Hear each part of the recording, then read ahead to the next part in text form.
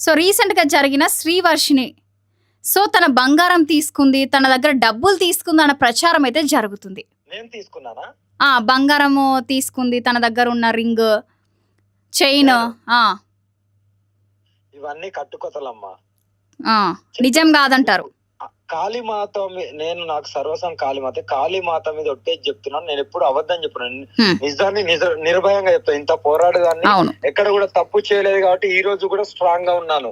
ఆ! తప్పు చేస్తే హ్మ్. గత మీడియాలోకి వచ్చి గత సంవత్సరం అయిందేమో గానీ ఆ!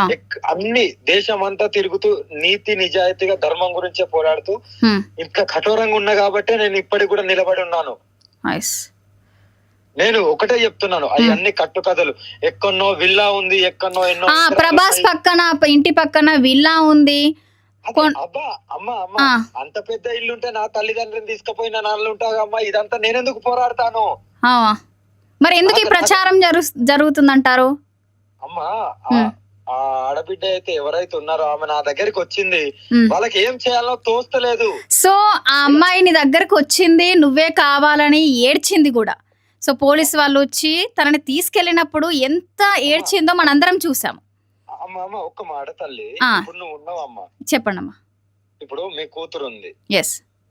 అవునా? అమ్మా నువ్వే కావాలి అని అంటదా, లేకుంటే ఇంకెవరన్నా కావాలి అంటదా? అమ్మే కావాలి అంటది. అంటది కదా. కానీ శ్రీవర్షిని అఘోరి కావాలి అన్నది. అదే అమ్మా చెప్పేది వినండి. హ్మ్. అమ్మే కావాలి అన్న వాళ్ళు హ్మ్. ఒకటేసారి ఆమె ఒక దీక్షలో ఉన్నది. అవును. దీక్షలో లేని వాళ్ళు కొత్తగా వచ్చారంటే వేరు. హ్మ్. 2 years నుండి ఒక గురువు దగ్గర సాధన చేస్తుండేగా, హ్మ్.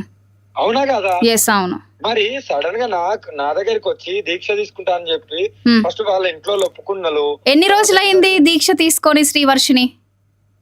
అమ్మా నేను 12 జ్యోతిర్లింగాలు దర్శనం చేపించిన తర్వాత నీకు ఇస్తా అమ్మా అని చెప్పా. ఇప్పటికి ఇయ్యలేదు. ఓకే, ఇవ్వలేదు ఇంకా. మంచిదైంది.